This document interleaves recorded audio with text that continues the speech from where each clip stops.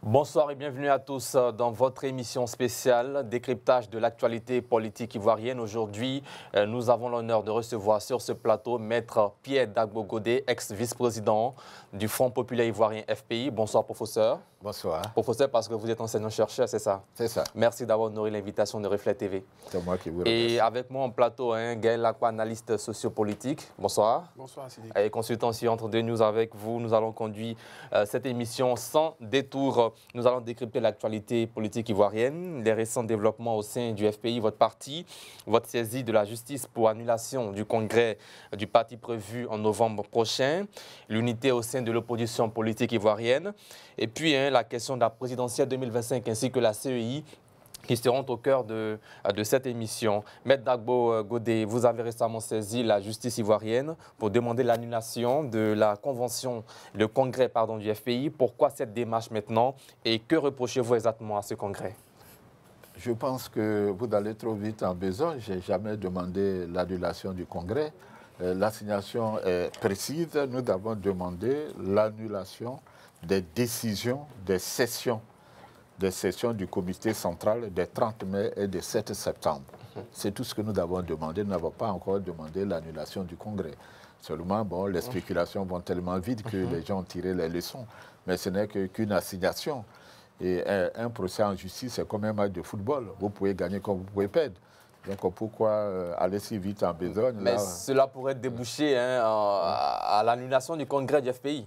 Bah, écoutez, je ne suis pas le juge, voilà, et on ne fera pas on va pas parler à la place des juges sur le plateau. Nous avons fait une assignation parce que nous sommes candidats à cette élection et nous avons estimé que nous avons un intérêt à agir. Donc nous avons assigné tout simplement le Front populaire pour pouvoir annuler ces décisions qui ont été prises dans des conditions que nous jugeons illégales, les décisions du 30 mai et du 7 septembre. On aurait pu ajouter la dernière décision mais qui vient d'être prise au dernier comité. Est-ce qu'on peut revenir sur cette décision-là? Écoutez, oui, on peut revenir sur ces décisions qui vous dérangeraient. Qui nous dérangent, on peut, si vous voulez, mais bon, je ne veux pas, je suis déjà au tribunal, donc logiquement, on ne va pas trop parler de ça. Voilà, je pourrais vous donner peut-être les raisons qui m'ont amené à saisir le tribunal, mais ce sont des défaillances internes. Alors, quelles sont ces raisons-là? Oui, ce sont des raisons internes. Le comité de contrôle ne fonctionne plus au FPI. Celui qui est censé vérifier la conformité des décisions au texte du parti. Voilà, donc j'ai à plusieurs fois interpellé le comité de contrôle et je me suis rendu compte que le comité de contrôle lui-même était sous les ordres de mon adversaire, le camarade Pascal Affi-N'Guessan. À partir de ce moment-là, si l'organe même qui est chargé de vérifier la conformité des décisions au texte du parti ne fonctionne pas, bon, la porte est ouverte à un organe supérieur pour trancher tout litige. Bien. Alors, Gaël Lacroix, selon vous, est-ce que cette démarche de Maître Dagbo Godé est-elle légitime ou est-ce que c'est une tentative de division au sein du FPI? Bon, dire qu'il s'agit d'une tentative de division, je dirais non, parce qu'au sein d'un parti politique, bon, c'est tout à fait normal que chaque personne, chaque militant ou responsable du parti ait de l'ambition. Être politique, c'est être quelqu'un qui a de l'ambition. Maintenant, ce que je voudrais retenir ici, je vois que Maître Dagbo a dit que le comité de contrôle ne fonctionne plus et qu'il serait aux ordres ou bien sous la houlette du président Affi qui lui-même sûrement agirait directement. Est-ce que au niveau du comité de contrôle, après le comité de contrôle au FPI, est-ce qu'il n'y a pas une autre manière de pouvoir régler les problèmes? Parce que moi, j'aurais souhaité, par exemple, peut-être essayer une négociation directe avec le président Affi. Est-ce que vous avez essayé et il a refusé ou bien comment les choses se sont passées pour qu'aujourd'hui on aille retrouver encore le FPI une deuxième fois dans une affaire de justice alors qu'on aurait bien voulu que ça se règle de façon amiable? Non, vous savez, la politique, comme dans toute association, il y a toujours, au-delà des organes de régulation qui sont mis en place, il y a toujours des sages, des comités de sages qui peuvent intervenir en cas de conflit, etc. Donc moi, personnellement, j'ai eu à discuter avec le président Affi à 2 reprises. On ne s'est pas mis d'accord. Voilà, c'est-à-dire que discuter avec le président Affi, c'est un discours méprisant et condescendant. ce qui est inacceptable. C'est-à-dire que le dialogue est difficile. Voilà. Et puis, bon, mais toutes les personnes, il y a eu des réunions où des sages du parti l'ont interpellé sur certains propos qu'il a eus à l'égard de ses camarades. Mais quand quelqu'un se dit que lui, il représente 5 kilos d'or et que vous représentez 5 kilos de maïs, et que le maïs, 5 kilos d'or et 5 kilos de maïs, c'est le même poids, mais ce n'est pas la même valeur, vous comprenez que ça veut dire qu'il n'a pas envie de discuter. Et ça, ce sont les propos d'Afingessa, à un secrétaire exécutif du parti. Alors, certains analystes et ivoiriens même estiment que vous cherchez à s'aimer la division au sein du parti. Votre action ne risque-t-elle pas, selon vous, de fragiliser davantage le FPI à l'approche d'une élection présidentielle qui arrive à grands pas? Écoutez, ou bien le FPI est une institution forte, ou elle est une institution faible. Parce que je ne crois pas que face à une crise comme celle-là, le parti puisse être fragilisé. Au contraire, si le parti est fragilisé, c'est parce que le leadership du parti lui-même est faible et incompétent.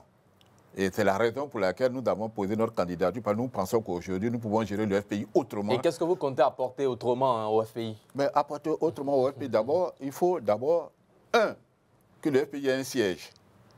Le FPI n'a pas de siège? N'a pas de siège. Mais il y a un siège au ballon. Là. Non, c'est la fondation Memel Fautet. C'est un don du Parti socialiste français.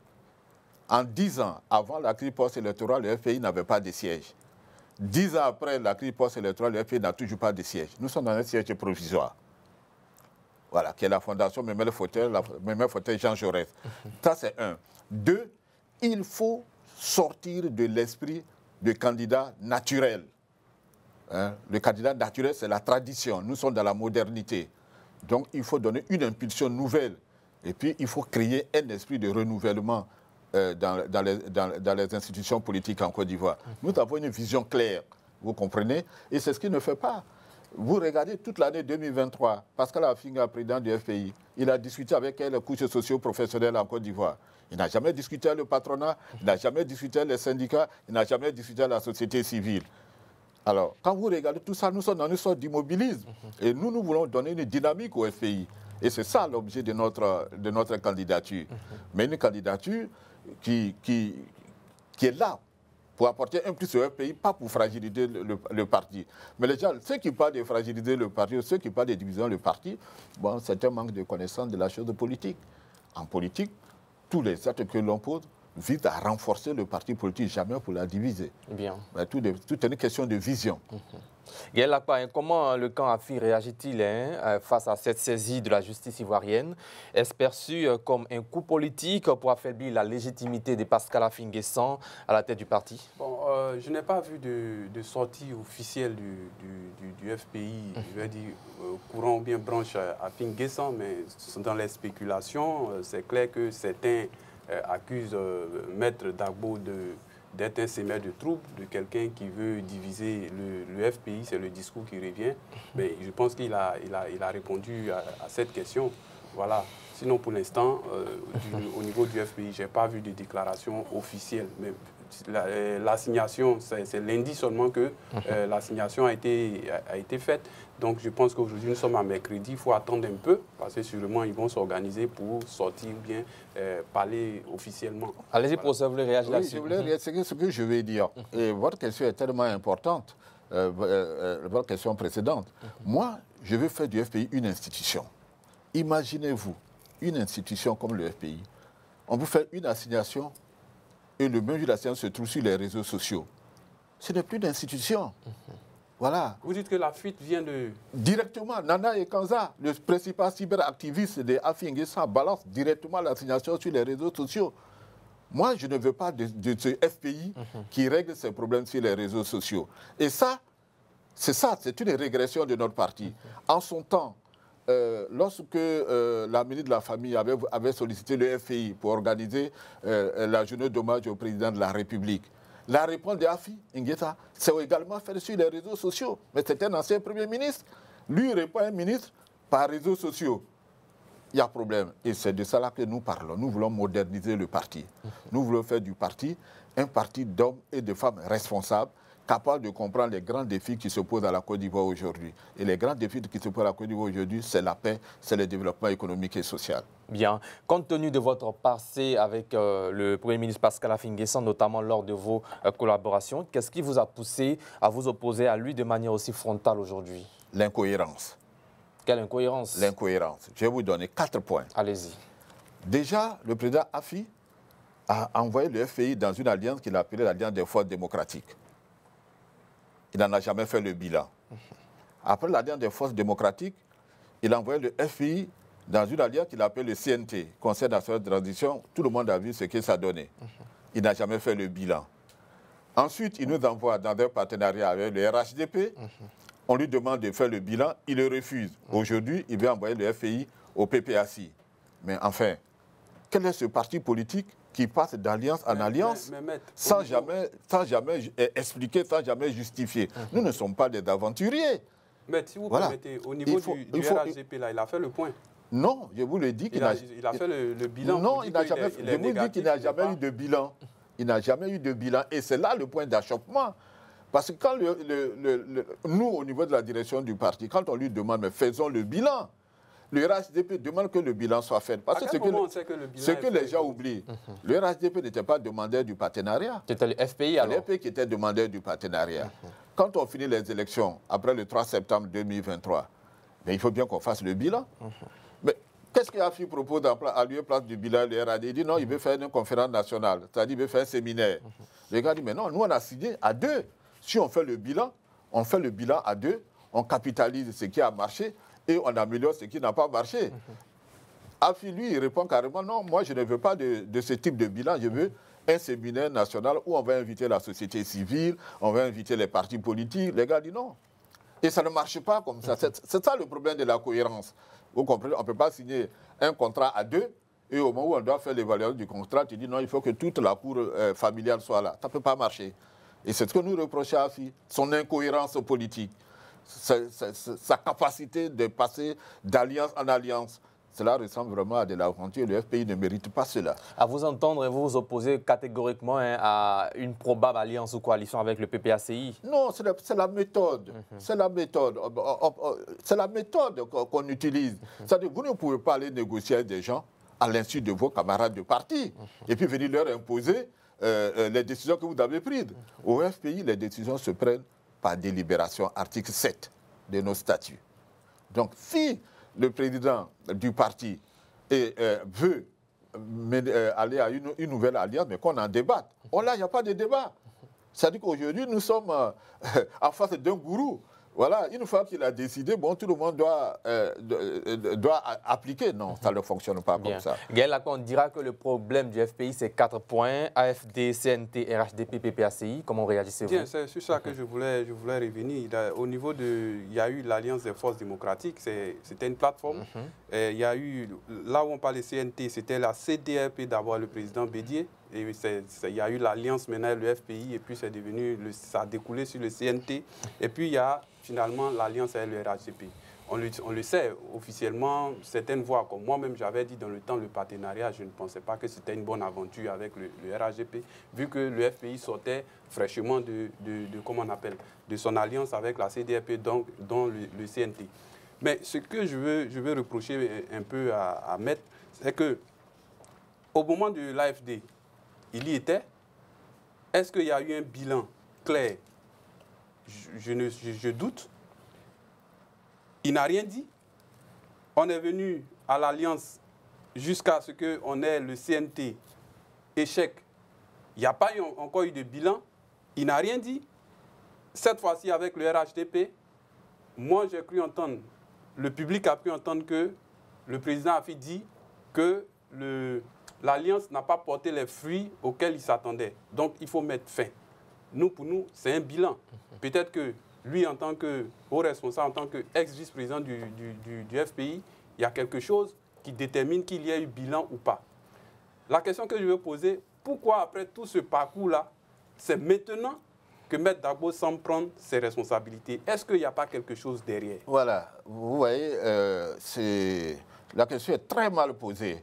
Très, très mal posée parce que vous faites de la politique fiction. Peut-être qu'elle ne vous arrange pas la question. Non. Moi, je suis quelqu'un de très cash. Ils me connaissent au FPI, je ne cache jamais mes choses, je ne parle jamais.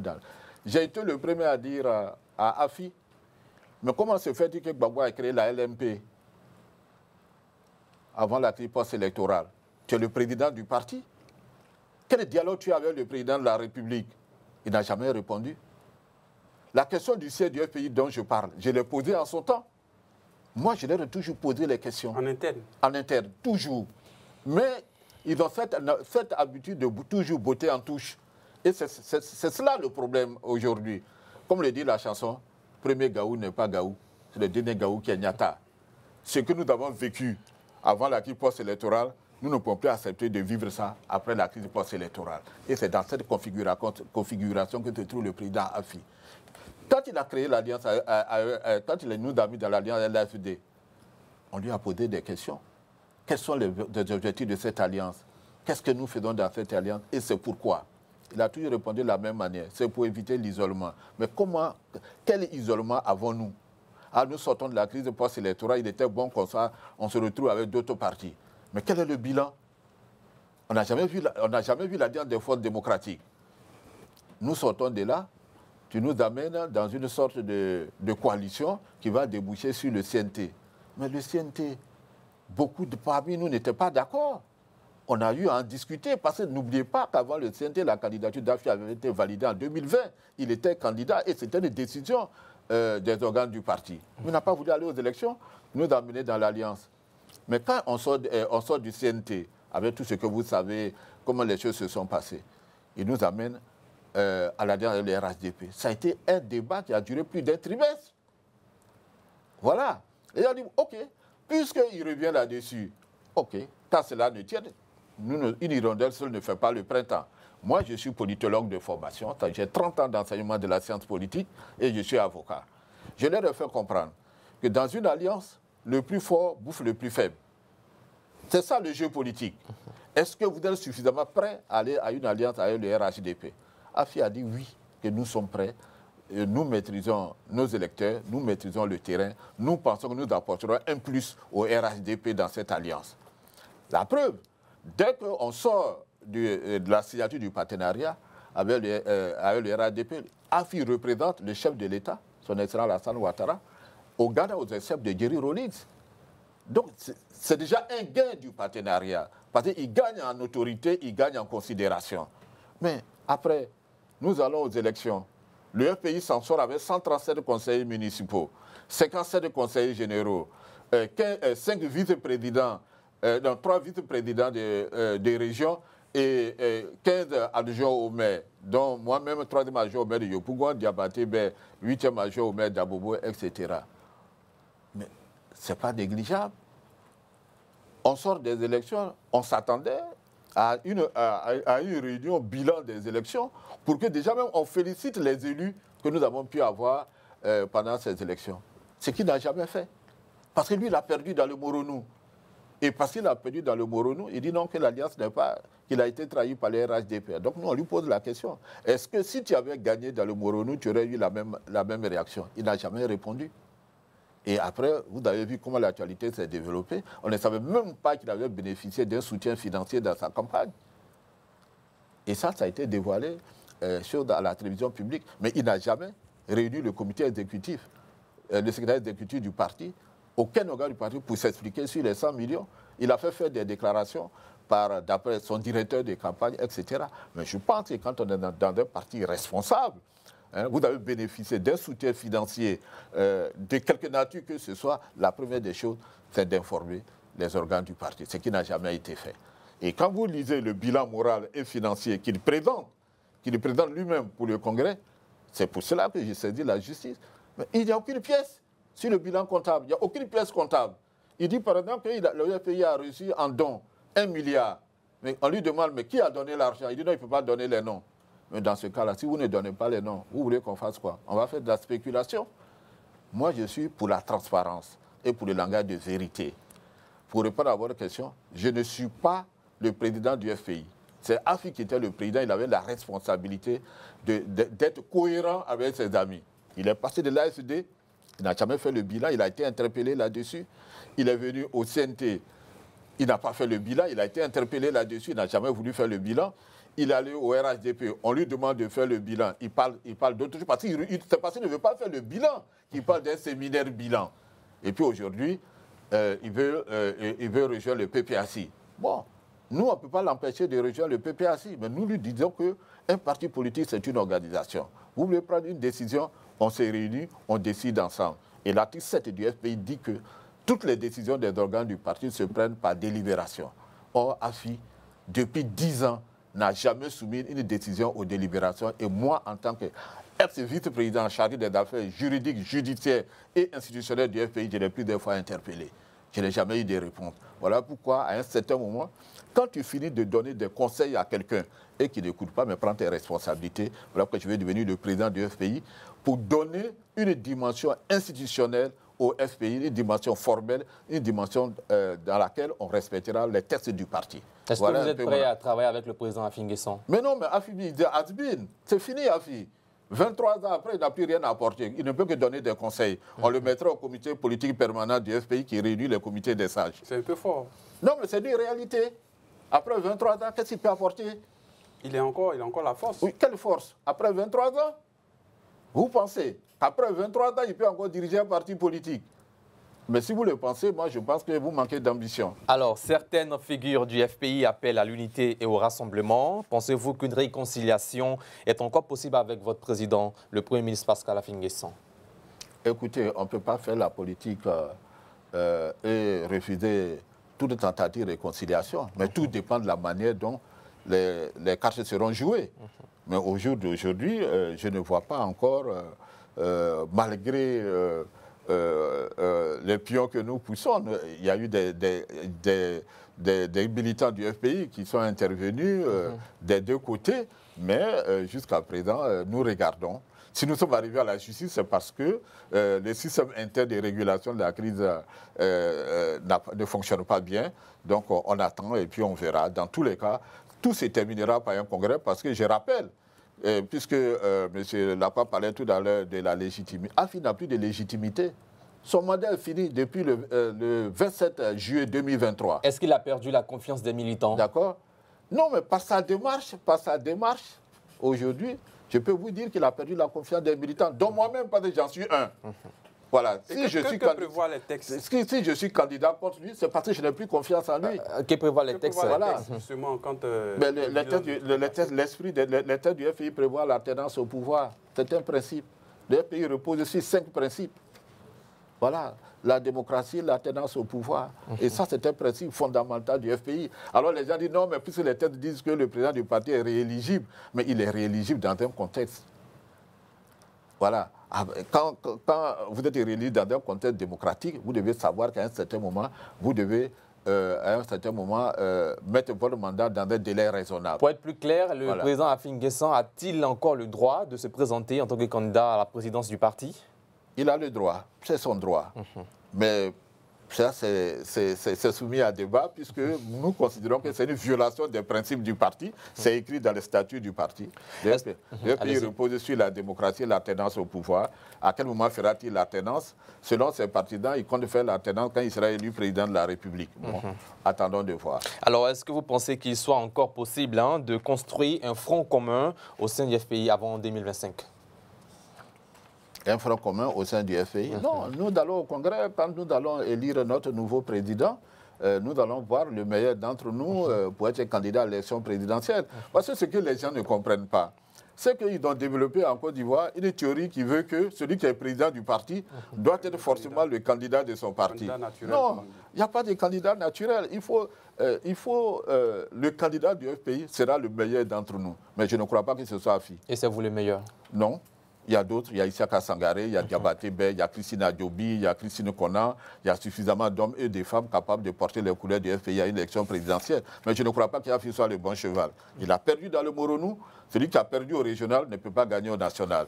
Les élections présidentielles, ce n'est pas un jeu de tiercé où le tocard peut un jour gagner les élections. Bien.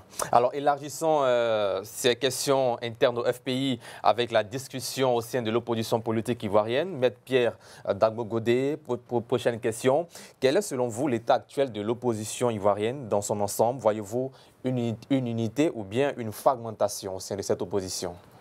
J'avoue que je n'ai pas de contact avec cette opposition parce que le FPI, jusqu'à preuve du contraire, est partenaire avec le RHDP. Et je l'ai déjà dit sur d'autres plateaux, le FPI, jusqu'à preuve du contraire, n'est pas un parti de l'opposition. Mais si on veut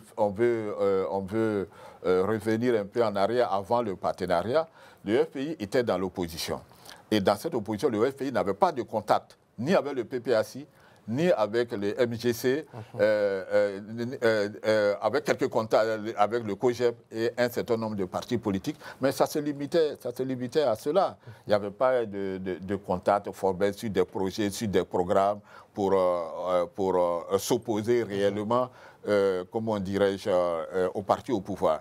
Ce n'est qu'au moment où le débat sur le partenariat se pose aujourd'hui au sein du FPI que brusquement on a l'appel de Benoît, on va signer telle plateforme, etc. Parce que, et c'est ce que j'essaie de dire, parce que bon, on estime que maintenant, AFI estime que le moment est venu maintenant pour qu'on retourne à l'opposition.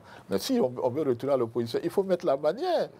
Voilà, c'est-à-dire que vous ne pouvez pas, honnêtement, vous ne pouvez pas signer un partenariat avec un adversaire et puis parce que vous avez perdu. Parce que le problème, c'est parce qu'il a perdu dans le Moronou. S'il avait gagné dans le Moronou, il aurait eu un autre comportement. Parce qu'il sait ce qu'il nous a dit sur ce partenariat. Parce que ce partenariat, il a tenu des propos, des discours, il a donné tous les avantages du partenariat. Et puis, dès qu'il perd dans le Moronou, tout ce qu'il a dit devient zéro. Alors, moi, je n'ai pas de contact à l'opposition, je la respecte. Voilà, je respecte. Mais quel est son état actuel avant la prochaine question des guerres là-bas? Ce n'est pas mon objectif. L'opposition, elle fera ce qu'elle a à faire. Elle sera unie avec l'appel de Benoît Ça, ce sera à voir. Hein. Moi, je n'en sais rien, je ne la juge pas. Voilà, je constate comme vous qu'il y a eu un appel de Benoît. Il y a eu des partis qui ont signé des plateformes. On verra ce que cela va donner. OK.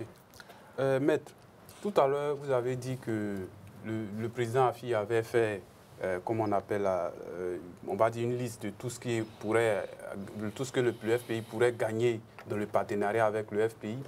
Nous, on a cru avoir écho qu'il y aurait des postes ou bien un poste ministériel au moins dans l'affaire, au cas où le président AFI aurait gagné dans le Moronou.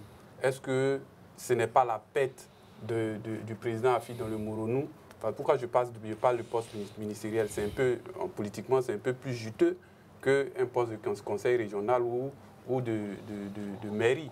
Donc, ce que je suis en train de dire, c'est que avec le poste ou bien des postes ministériels, si le RHDP avait donné, peut-être que c'est là que le président AFI serait ravi, satisfait, parce que ça aurait pu bénéficier à tout le parti. Mais comme ce n'est pas venu, est-ce que ce n'est pas la raison pour laquelle le président AFI voudrait dire que pour lui, l'objectif n'est pas atteint, plutôt que montrer son échec? Monsieur Lacroix, vous faites de la science-fiction? Non, ce n'est pas de la science-fiction. Oui, parce que moi, je ne peux pas vous dire, je ne suis même pas au courant de ça. D'accord. Je ne suis même pas au courant de ça. Je ne sais pas s'il a négocié des postes ministériels. Je ne suis vraiment pas au courant. Je ne pourrais pas vous répondre en toute objectivité. Moi, ce que je peux vous dire, et ce que j'ai sous la main, nous sommes allés dans le partenariat. Ils ont dit qu'on pouvait tisser des alliances dans les régions et les municipalités, si possible. À Yopougon, ça a été possible. À Bobo, ça a été possible. À Bongouanou, ça a été possible. Et dans bien d'autres régions. Là où ça a été possible, le FPI a eu des conseillers municipaux et des conseillers régionaux. On fait le bilan, on s'en tient à cela. Maintenant, les autres aspects, ça ne dépend pas de moi. C'est un peu compliqué quand même. Non, ce n'est pas compliqué. Parce que si on fait une alliance et qu'on ne sait pas ce qu'on va gagner, mais ce qu'on va gagner là, on peut juger pour faire un bilan? Mais écoutez, vous avez dit dans votre alliance, dans votre partenariat, qu'on fait des alliances électorales si possible. On a fait les alliances électorales si possible. On a eu 137 conseillers municipaux. On a eu 57 conseillers régionaux. Mais c'est ça qui est le bilan de l'alliance si possible. Dans les autres régions où on n'a pas pu faire d'alliance, bon, il n'y a pas eu d'alliance, le RHDP a gagné, le FPI a perdu. Par exemple, on a perdu la mairie de Bongouanou. Voilà, on a perdu d'autres régions parce que les alliances n'ont pas été possibles. Mais faisons déjà le bilan. Et puis on en discute maintenant. Si... comme vous l'avez dit, d'abord, je n'aime pas l'expression juteux. Juteux par rapport à quoi?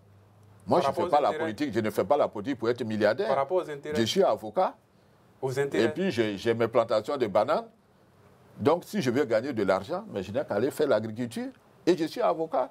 Pourquoi on parle de poste de justice? Quand on parle de justice, c'est qu'on encourage les gens à la corruption. Le justice, c'est la corruption. Or, les textes du FPI sont clairs. Le FPI vit sur les ressources de ses militants. Les militants cotisent. Donc, il faut... je pense dans la Côte d'Ivoire nouvelle que nous voulons créer, et c'est pour cela que je suis candidat à l'élection à la présidence du FPI, il nous faut tenir notre discours, un discours responsable, un discours fondé sur l'éthique, sur la vertu. Il faut un Ivoirien nouveau. Et ça, c'est une de mes grandes ambitions. Merci. Où il faut avoir le respect de la parole donnée. C'est cela. Merci, maître. Alors, nous allons marquer une courte pause pour la réclame publicitaire. On revient juste dans quelques instants pour la suite de cette émission avec maître Pierre Dagbo Godé, ex-vice-président du Front populaire ivoirien. La pub.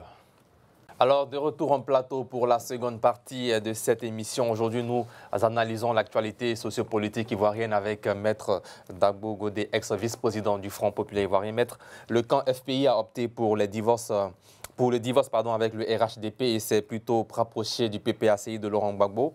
Est-ce que cette stratégie est-elle pour vous la bonne pour le FPI à un an de la présidentielle? Écoutez, c'est vous qui le dites. Hein. Pour l'instant, au niveau des instances du parti, il n'y a pas de rapprochement avec le PPACI. Nous sommes toujours sur le débat avec le RHDP et c'est ça qui est le point d'achoppement. Je pense que à un moment donné, le Congrès décidera. Voilà, parce que le Congrès aura lieu quoi qu'il arrive, avant les élections de 2025. Bien, bon, c'est vrai, formellement, il n'y a rien de concret. Parlant des rapprochements entre le PPACI et le FPI, mais sauf qu'on a vu quand même des choses qu'on n'a pas l'habitude de voir, ce qui emmène à parler des rapprochements. Quand on sait que le président exécutif du PPACI s'est retrouvé chez le président Afi, pour parler effectivement de l'appel de Benoît. Et après ça, hier même, il y a eu une forte délégation encore chez le président Afi, des choses qu'on ne voyait pas. C'est pour cela qu'on parle de rapprochement. On sait que nous sommes dans une stratégie de drague, ou bien une stratégie de... Bon, je veux laisser le mot rapprochement, mais c'est de la drague, que soit le PPACI fait au FPI, ou bien que vice-versa. Mais c'est pour cela qu'on parle de rapprochement. Est-ce que ce rapprochement-là, c'est en vue de la présidentielle? Et si c'est le cas, c'est vrai, on va au Congrès, à la fin, on pourra décider. Mais pour l'instant, là, maintenant, comment vous pouvez commenter ça? Non, vous savez, nous, notre position est claire. Nous n'avons pas besoin d'un rapprochement de PPACI. Afi N'Guessan avait tracé les lignes. Et pour lui, le PPACI était la ligne rouge à ne pas franchir. On s'en tient à cela. Jusqu'à ce qu'il vienne lui-même nous expliquer pourquoi le nouveau rapprochement du PPACI. Sinon, à l'état actuel des choses, pour nous, ce sont des rencontres. Peut-être qu'il a changé de stratégie, qu'il a changé, mais ça n'engage que lui, ça n'engage pas le FPI. Hein, nous attendons toujours le bilan du partenariat avec le RHDP. Ce ne sont pas ces déclarations qu'il fait dans la presse qui sont représentatives des décisions du parti. Au FPI, les décisions se prennent par délibération. Article 7. Qu'on fasse le bilan et on va discuter de si il peut y avoir une discussion sur le rapport, le PPA, ça sera discuté et on délibérera.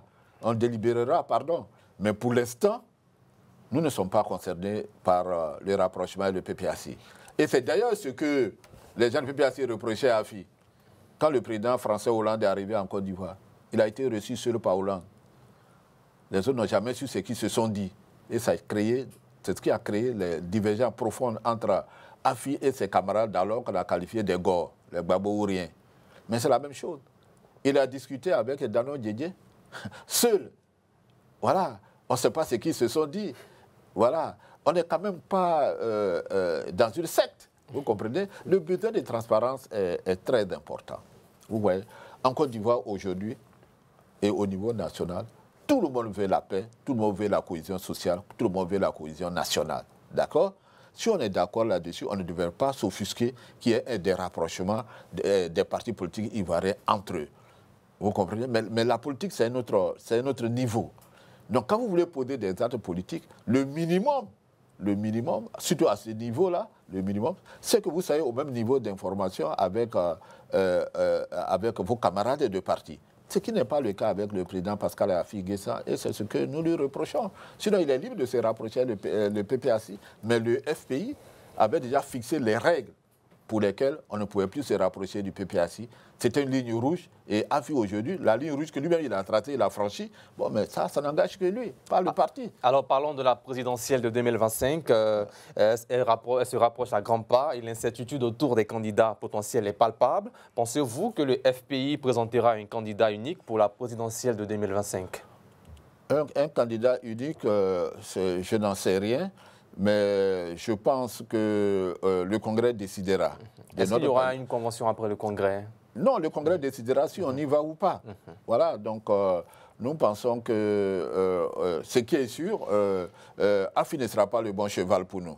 Celui qui a perdu dans le Moronou peut être notre candidat à la présidentielle. Mais une élection, disons, locale est différente d'une élection présidentielle. Mais si vous ne pouvez pas gagner un niveau inférieur, comment vous pouvez gagner un niveau supérieur? Pascal Affi-Guessa a été Premier ministre en Côte d'Ivoire. Est-ce que vous avez des exemples d'un homme qui a perdu dans son village, chef de village, et puis il est devenu président de la République? Si vous avez un exemple, vous le dites. Hein. Comparaison n'est pas raison. Ah si, on est en politique. Hein. Voilà. Il a perdu dans le Moronou. Il a perdu le poids de conseil avec 10 000 voix d'écart. Il faut déjà qu'il gagne la présidentielle à Moronou. Si vous êtes élu président du FPI, seriez-vous d'accord pour être candidat du parti à la présidentielle? Au FPI, il y a suffisamment d'hommes. Et si le Congrès vous désigne alors? Si le Congrès me désigne, mais il n'a pas de au Congrès de donner les moyens pour que j'y aille. Avez-vous une fois gagné une élection en Côte d'Ivoire, locale? Mais la preuve, ma liste a gagné à Yopougon. Je suis 3e adjoint au maire. C'est ça la réalité. Évidemment, vous serez un bon candidat à la présidentielle. Pourquoi pas? Mais pour l'instant, cela n'est pas à l'ordre du jour.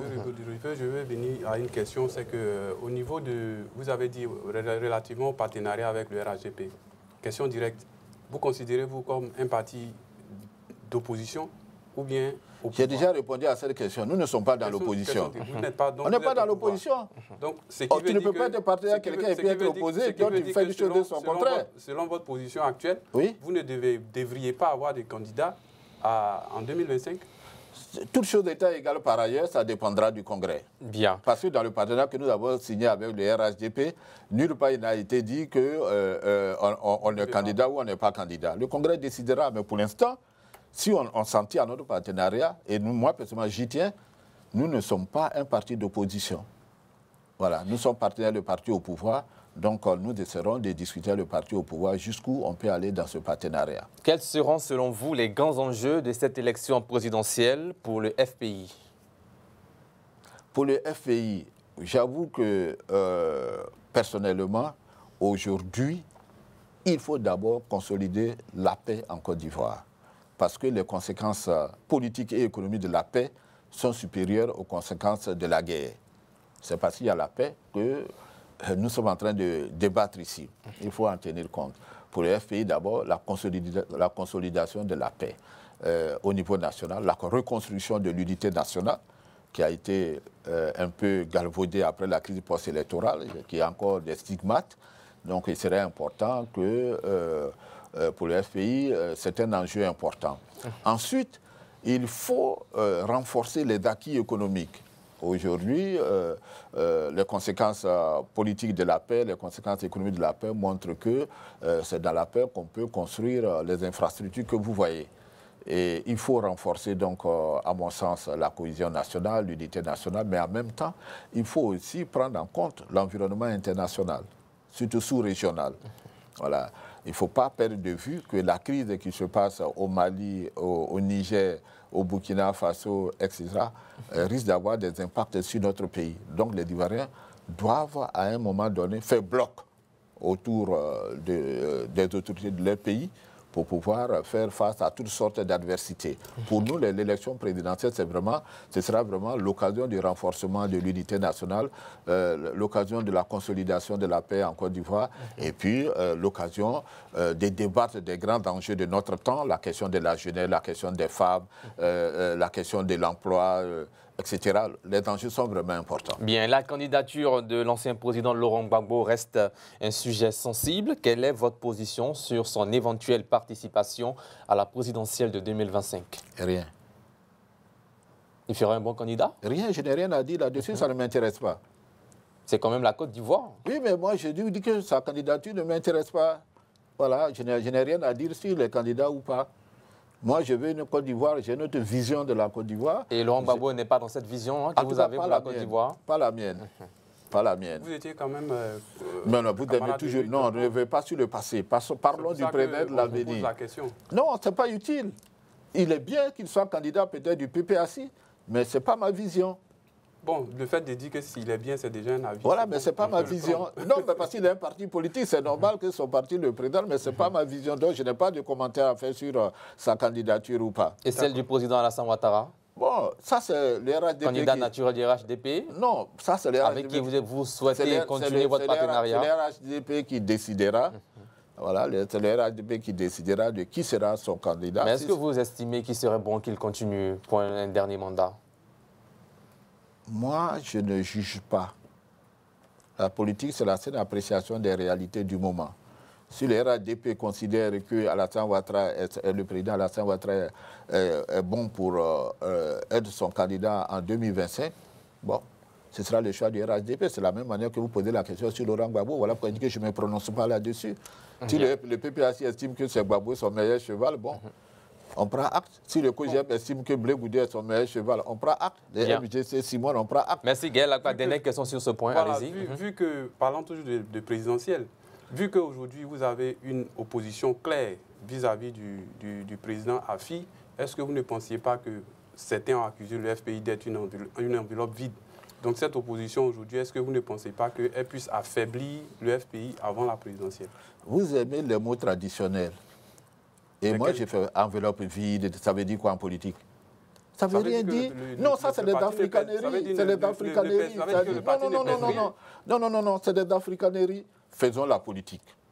D'accord. Et faisons la politique et utilisons tous les paradigmes qui nous permettent de faire progresser notre pays. Parce que si nous rentrons dans les proverbes africains, quand on parle de... Ce n'est pas mauvais les proverbes. Mais aujourd'hui, nous sommes dans la modernité. Parlons des choses qui peuvent nous faire avancer. La question d'enveloppe, mais nous, on existe. Est-ce que nous, on représente des enveloppes? Le pays est un parti politique. Donc, je n'aime pas trop ce genre de métaphore. Moi, j'aime la rationalité du débat. J'aime qu'on utilise les mots sur lesquels on peut discuter. Vous comprenez? Voilà. C'est pour cela que je ne veux pas parler de cette candidature. Vous savez que finalement, la métaphore est restée dans le subconscient. Oui, mais ça, c'est... Oui, c'est resté dans le subconscient. Quand l'Ivoirien lambda entend que ce même FPI-là, il y a une opposition dans ce même FPI, est-ce que, je reviens à la question, est-ce que ça ne vous rend pas faible? C'est le problème que j'ai avec beaucoup de mes interlocuteurs. C'est ça. On sous-estime les Ivoiriens, on sous-estime les capacités de comprendre. On dit l'Ivoirien lambda, c'est-à-dire... c'est comme si l'Ivoirien ne sait pas faire la différence entre le bien et le mal. Non, faites confiance aux Ivoiriens. Les Ivoiriens sauront choisir le meilleur des Ivoiriens pour les diriger en 2025. Que l'enveloppe soit vide ou pleine, les Ivoiriens choisiront en 2025 le meilleur des Ivoiriens pour les diriger. Moi, je pense que ça me suffit. Bien, parlons maintenant de la réforme de la Commission électorale indépendante CEI, un sujet central pour garantir la transparence des élections présidentielles en Côte d'Ivoire. Maître, quelle est votre position sur la réforme de la CEI qui est régulièrement critiquée pour un manque d'impartialité? Oui, c'est le grand débat qu'on a en Côte d'Ivoire. À Yopougon, là, quand EDS a gagné les législatives, ce n'est pas la CEI qui a organisé. Kafala était député sortant, non? Ils ont organisé, puis ils ont gagné. Ce n'était pas transparent. Non, je veux comprendre. Parce que c'est ça le débat. Ça dit que si on reste... Et c'est là que... ce qui est mon débat avec Afi Nguessan. Il a perdu dans le Moronou, dont le partenariat n'est pas bon. Quand l'opposition gagne une élection, la CEI a bien fait son travail. Quand l'opposition perd, la CEI n'est pas indépendante. Voilà pourquoi je dis que je ne rentre pas dans ce débat. Je vais vous dire pourquoi. La CEI n'a pas été créée par le RHDP. Ça, on le sait. Ça, vous le savez. Tous les partis politiques qui critiquent la CEI ont un représentant à la CEI. Ça, vous ne le savez pas? On le sait. Mais donc, pourquoi il y a débat? Donc, les gens, ils ne font pas leur boulot, alors. Le PPAC est représenté d'Emba Traoré. Le FPI est représenté avec Alain Dogou. Alain Dogou qui est là-bas. Le PDCI a un représentant. La société civile a un représentant. Mais alors, si vous estimez que la CEI telle qu'elle est composée, n'est pas crédible, démissionnez. Au moins, vous viendrez faire des conférences pour nous expliquer pourquoi vous avez démissionné. Qu'est-ce que vous reprochez exactement à la CEI? Mais vous ne pouvez pas être à l'intérieur de la CEI et puis tous les jours nous parler de la CEI n'est pas transparente. Mais le PPAC n'a pas gagné, comment dirais-je, à Tabou. Ils ont bien gagné à Tabou, la mairie de Tabou. Et c'est Assalé Timoko, un de vos confrères, Atia Salé. On a fait les élections, on dit la CEI a invalidé les élections. On a repris les élections, mais il a gagné. Donc, moi, je pense que la démocratie est un processus, et un long processus. Je ne dis pas que la CEI est parfaite. Il peut avoir mais vous ne reprochez rien à la CEI? Moi, personnellement, les victoires que j'ai vues des partis de l'opposition se sont gagnées sur le terrain. Il faut que les partis politiques qui veulent aspirer au pouvoir mobilisent leurs militants sur le terrain pour aller se faire élire. Sinon, on va continuer. Avant, c'était le ministère de l'Intérieur. On a dit que le ministère de l'Intérieur était sous les ordres du ministre, etc. On a tenté une commission électorale. Aujourd'hui encore, on dit non, la commission électorale n'est pas indépendante. Donc peut-être qu'on va amener Dieu pour organiser les élections en Côte d'Ivoire. Moi, je pense qu'il y a des hommes et des femmes rationnels dans ce pays et que le PDCI a un groupe parlementaire à l'Assemblée nationale où les députés ont gagné les élections avec cette même CEI. Donc, il faut sortir... Mais vous êtes d'accord que la CEI actuelle n'est pas parfaite? Mais aucune œuvre humaine n'est parfaite. Alors, quel changement spécifique demandez-vous pour que la CEI soit plus représentative et équitable? Moi, je ne demande rien. Pour moi, elle me satisfait. Qu'elle continue comme ça? Oui, moi, elle me satisfait. Pour l'instant? Oui, pour l'instant, elle me satisfait. Elle me satisfait. À propos de la période des inscriptions sur la liste électorale, certains partis politiques de l'opposition disent que le temps est très court. Moins de 30 jours. Voilà. Oui, mais ça se discute. Ça se discute, on ne va pas en faire un problème. Ça se discute. Et je pense que si ça se discute correctement, il n'y a pas de raison que... Ça a été déjà lancé, voilà. 3 semaines déjà. Oui, mais peut-être qu'ils n'ont qu'à discuter une prolongation des délais. C'est aussi simple que ça. Voilà, moi je pense. Alors que répondez-vous à ces Ivoiriens qui affirment parfois que des élections sans réforme de la CEI pourraient aboutir à une crise politique en Côte d'Ivoire? Moi, je suis toujours dans la pensée positive. Je pense qu'aujourd'hui, la Côte d'Ivoire a atteint un niveau que nous devons renforcer. On a des acquis que nous devons renforcer. Une crise politique, bon, comme c'est... je n'y crois pas. Voilà, je pense que nos institutions se sont suffisamment renforcées. Il faut les améliorer. Il y a des choses, je ne dis pas que tout est parfait dans le pays, il y a des choses à améliorer. Écoutez, prenez un pays comme le Nigeria. Le Nigeria, c'est près de 200 millions d'habitants. Mais chaque fois qu'ils ont fait une élection, quand l'élection est finie, on a donné les résultats, ils sont passés à autre chose. Voilà. Donc, il faut aussi qu'on apprenne en Côte d'Ivoire, on apprenne à reconnaître les victoires, les défaites, et puis qu'on va à nos occupations. Il ne faut pas faire de la politique. La politique dans un pays, dans la politique en interne, la politique repose sur ce que Aristote appelait l'amitié politique. L'amitié politique, ça veut dire qu'on peut ne pas être d'accord sur tout, mais on est quand même d'accord sur l'essentiel. Et l'essentiel, c'est l'unité nationale, c'est le développement économique et social du pays. Or, en Côte d'Ivoire, on veut faire de la politique un combat des gladiateurs. Le combat des gladiateurs, c'est dans les relations internationales. Mais ici, on est dans les relations nationales. Hein? Donc, parler de crise politique, les gens, ils veulent effrayer peut-être la population.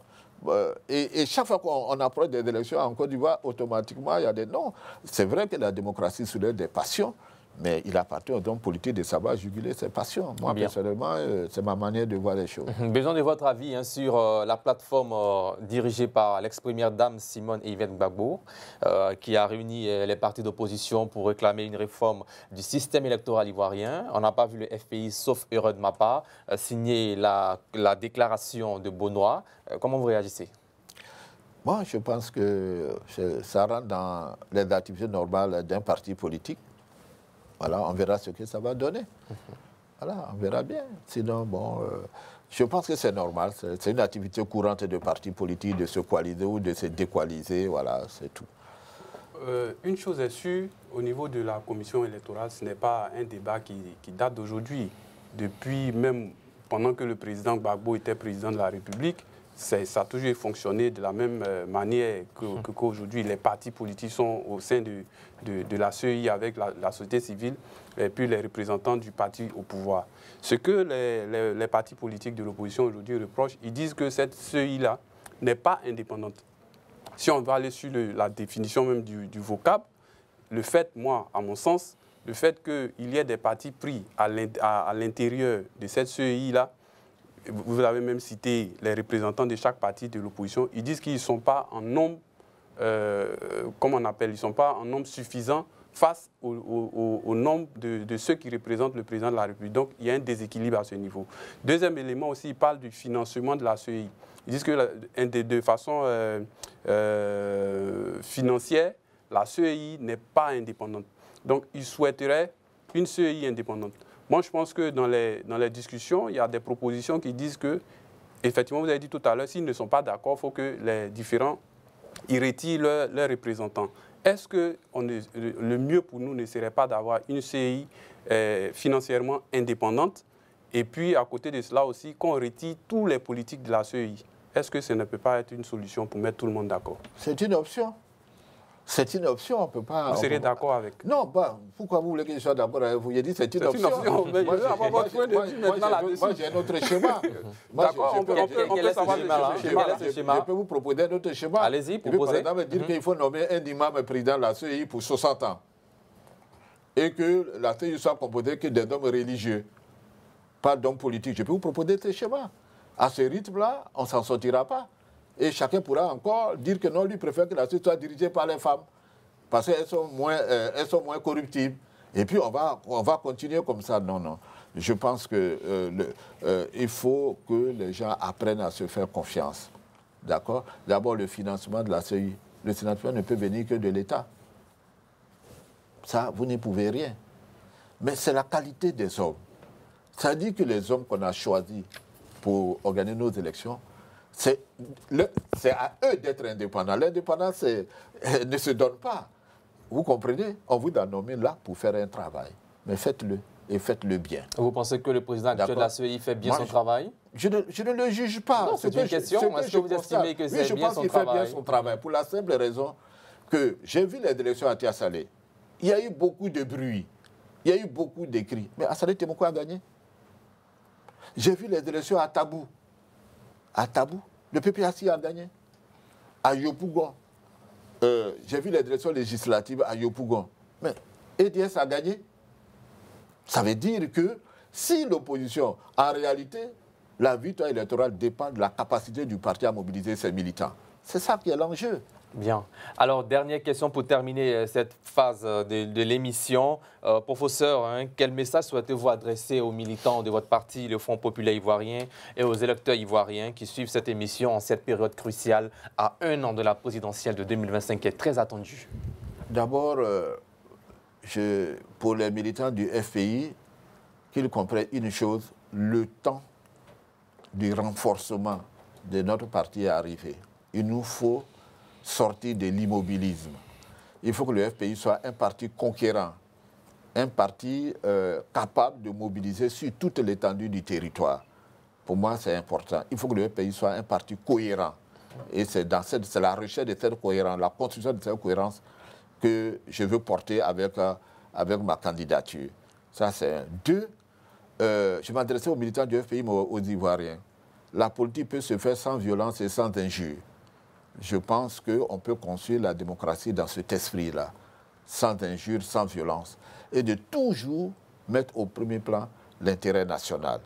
Je pense que si, je l'ai vu dans d'autres pays, comme le Ghana, qui est proche de nous, où la question de la violence et des injures hors des élections est portée par l'ensemble des populations.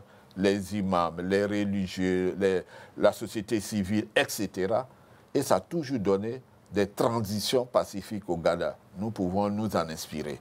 Ça, c'est le message que je veux lancer à mes compatriotes, et de croire à la Côte d'Ivoire, à notre capacité de résilience et à notre force d'unité Je pense que c'est cela l'avenir et rien d'autre. Bien. Alors, dans cette émission, nous avons des rubriques. Le carton rouge, c'est une rubrique dans laquelle vous aurez l'occasion de faire un coup de gueule sur un sujet d'actualité de votre choix. Et Gaël Lacroix aura l'occasion de rebondir. Pareil pour lui également. Et puis, il y a une dernière rubrique aussi, le chiffre du jour, qui met à l'honneur un chiffre en rapport avec l'actualité nationale. Tout de suite, le carton rouge.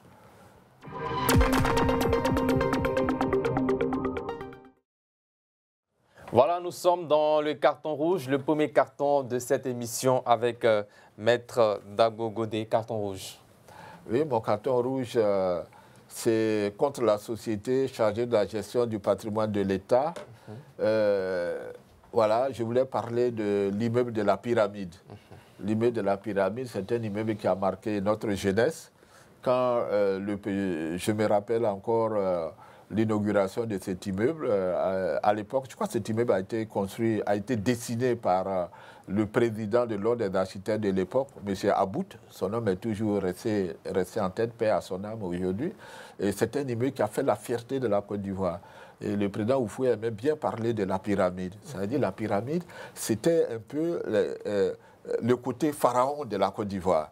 Parce que c'est une inspiration des pyramides de l'Égypte antique. Et quand je vois aujourd'hui ce bâtiment dans cet état de dégradation très avancé, tous les matins, quand je passe au plateau, franchement, ça me rend malade. Je voudrais donc interpeller la direction chargée de la gestion du patrimoine de l'État ou même le gouverneur du district d'Abidjan de penser à la réhabilitation, sinon à la rénovation de cet immeuble qui a fait la fierté de notre pays, de la capitale économique de la Côte d'Ivoire. Vraiment, ce n'est pas un beau spectacle de voir ces bâtiments dans cet état quand on rentre au plateau. Bien. Gaël Lacroix, réaction sur ce carton rouge? Cela il va de la sauvegarde des édifices et puis des acquis de la Côte d'Ivoire. Effectivement, comme Maître l'a dit, la pyramide, c'est un élément qui a été, je vais dire, un peu la fierté de la Côte d'Ivoire dans le temps et qui est toujours la fierté de la Côte d'Ivoire. Si vous remarquez, quand on passe même, on voit qu'il y a des artistes qui sont allés quand même essayer de donner vie d'une certaine manière en attendant que les autorités se décident à remettre vraiment, à ressusciter l'immeuble. Je pense que même ça peut servir encore à l'État de Côte d'Ivoire. Laisser l'immeuble comme ça, bon, moi, ça m'amène à m'interroger. Est-ce que ce n'est pas en attente d'un autre projet ou bien en attente parce que peut-être soit quelqu'un d'autre doit venir prendre ou bien peut-être l'État, la question va rester posée. Voilà, sinon, il faudrait que effectivement les autorités s'y penchent pour que cet immeuble-là reprenne vie. Maintenant, à vous de faire votre carton rouge. Carton rouge, il va être en tout cas très rouge parce qu'il s'agit d'enlèvement à Abidjan. J'ai vu que le ministre de l'Intérieur dernièrement a même fait un plan contre les enlèvements d'enfants et même d'adultes, mais l'enlèvement dont je parle ici, c'est au niveau des forces de l'ordre.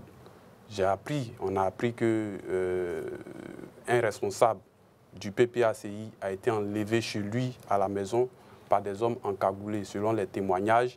Après cela, quelques jours après, il a été retrouvé à la préfecture de police. Aujourd'hui, il y a des chefs d'accusation. Il a été placé sous mandat de dépôt et tout. Ce que je voudrais dénoncer ici, sous le regard de Maître, c'est qu'un citoyen, quand on lui reproche quelque chose, je pense qu'il faut suivre la procédure normale. Venir comme ça, des personnes encagoulées chez quelqu'un, le prendre, on oublie la famille, les enfants et tout ça, ça peut créer un traumatisme. La personne peut être coupable ou innocente, peu importe, mais il faut trouver les moyens de façon civilisée parce qu'on est en 2024 aujourd'hui. Ce genre de comportement expéditif, il faut que ça reste derrière nous parce que je sais que le président Ouattara montre l'image d'une Côte d'Ivoire démocratique, une Côte d'Ivoire où la liberté d'expression est prônée, où à l'image des grandes démocraties. À mon sens, dans les grandes démocraties, on n'enlève pas les gens. Si on en parle aujourd'hui, c'est parce que ce n'est pas la première fois, c'est tout le temps fait, c'est tout le temps fait. Il faut qu'on dénonce pour que ça change. Bien, Maître, réaction sur ce carton rouge? Oui, je n'avais pas l'information, mais si ça s'est passé de cette manière, mais je suis d'accord avec vous. Je partage tous les propos que vous avez dit sur cette affaire. On est dans un état de droit tout citoyen bénéficie de la présomption d'innocence. Et le monsieur Rodel, dont vous parlez d'un peu inconnu en Côte d'Ivoire, je crois qu'il a été ministre sous le régime du président Gbagbo. Je pense que, quel que soit ce qu'on peut lui reprocher, il aurait fallu lui envoyer une simple convocation, il aurait répondu à la convocation. En tout cas, je suis d'avis avec vous qu'il ne faut pas que ce genre de choses se répètent dans notre pays. C'est l'heure de la dernière rubrique de cette émission, le chiffre du jour.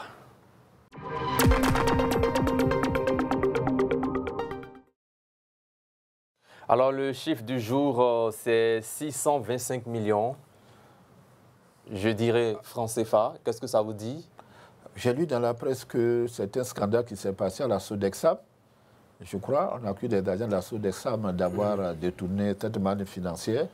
Bon, je n'en connais pas tout le contour, mais voilà. Effectivement, plusieurs agents de la direction des finances et de la comptabilité de la Sodexam soupçonnés de détournement de fonds sur la base d'irrégularités dans les comptes comptables ont été mis aux arrêts le lundi 30 septembre 2024 après avoir avoué les faits. Le préjudice de ces opérations frauduleuses incluant des faux et usage de faux a été évalué à 625 millions de francs CFA. Comment réagissez-vous face à ces chiffres-là? Écoutez, d'abord la somme est énorme. Voilà, la somme est énorme. Et en même temps, il faut laisser la justice faire son travail. Je n'en dirai pas plus. Gaël Lacroix? 625 millions de nos francs en ces temps de vie chère. Vraiment, c'est beaucoup d'argent. Comme on le dit, on dit qu'ils auraient, je dis, au conditionnel, comme on appelle, ils auraient avoué. Bon, souvent aussi, c'est dans certaines conditions. Effectivement, comme le dossier en justice, il faut force à la loi. Il faut que le procès aille jusqu'au bout et que s'ils sont coupables, que les dispositions soient prises. Voilà. Vous voyez, par exemple, dans ce sens-là, ils ne sont pas allés les prendre chez eux à la maison encagoulés. Bien, est-ce que cela soulèverait pour vous la question de l'éthique dans notre administration publique? C'est le grand débat, c'est ce que je vous disais tantôt, que dans la Côte d'Ivoire, qui est en train de se mettre en place, avec l'aide des médias, avec l'aide de la société civile, avec le concours des enseignants partout, nous devons développer la culture de l'éthique et de la vertu dans la gestion des affaires publiques. Il nous faut rompre avec tous ces vieux comportements de fraude, de corruption. On ne construit pas un grand pays, une grande nation sur la base de la fraude, de la corruption, du détournement de fonds. Une grande nation se construit sur les valeurs de l'éthique, de la vertu et de la responsabilité. Je pense qu'on devait aller dans ce sens désormais. Bien, Gaël Lacroix, et cette fois-ci, ce ne sont pas des dirigeants qui sont en tout cas cités, c'est bien sûr des administrés. Comment vous réagissez aussi? Si, ce sont des administrés, mais déjà, moi je veux féliciter le DG, c'est M. Moulot, oui, maire de Grand Bassam, qui lui-même a remarqué ces mouvements-là, cette fraude-là, et qui a diligenté l'enquête pour que les agents soient pris. Donc, c'est ça aussi qu'il faut encourager dans l'administration. Ce n'est pas tout le temps que les DG doivent tomber. Si eux-mêmes, effectivement, ils sont épris d'éthique et de morale et de certaines valeurs, effectivement, c'est à eux qu'il appartient de pouvoir faire sortir, de pouvoir faire régner la lumière. Parce que le risque, c'est que si lui-même, il n'avait pas fait que la lumière sorte aujourd'hui, qu'aujourd'hui les gens soient interpellés, qu'ils soient en justice pour qu'on voit clair dans cette affaire, si ça venait d'ailleurs, c'est lui, le DG, qui aurait pris la responsabilité, qui aurait pris les pots cassés. Donc, il faut encourager la plupart de nos responsables à veiller au grain. Parce qu'il y en a souvent qui dirigent les entreprises, qui dirigent les sociétés, mais qui ne veillent pas à tout ça. Qui souvent, les choses tombent, ils ne savent même pas de quoi il s'agit. Donc, voilà ce que je peux dire à ce... Merci Gaël Lacroix, rendez-vous la semaine prochaine. La semaine prochaine. Merci à vous, Maître Pierre Dagbo-Godet. Je rappelle que vous êtes l'ex-vice-président du Front populaire ivoirien, enseignant-chercheur et avocat. Merci d'avoir honoré notre invitation. Merci beaucoup. On espère vous revoir très prochainement pour d'autres sujets d'actualité, bien sûr avec l'évolution de l'actualité au sein du FPI. Chers téléspectateurs, c'est la fin de cette émission dans laquelle nous avions parlé du FPI avec Maître Dagbo Godé, qui est l'ex-vice-président du FPI, adversaire à Pascal Affi-N'Guessan. Et nous avons bien sûr décrypté l'actualité sociopolitique ivoirienne. Et nous vous donnons rendez-vous demain à partir de 20h15 pour le dernier numéro de la semaine. Rediffusion de cette émission à retrouver demain également à partir de 10h15 sur les antennes de Reflet TV. Et cette émission est à retrouver aussi sur nos réseaux sociaux Facebook, YouTube, Rassemblement et Reflet TV, pardon, et notre site internet www.reflet.tv. Que Dieu veille sur vous et sur la Côte d'Ivoire. Prenez soin de vous et ce que vous aimez. Bonsoir.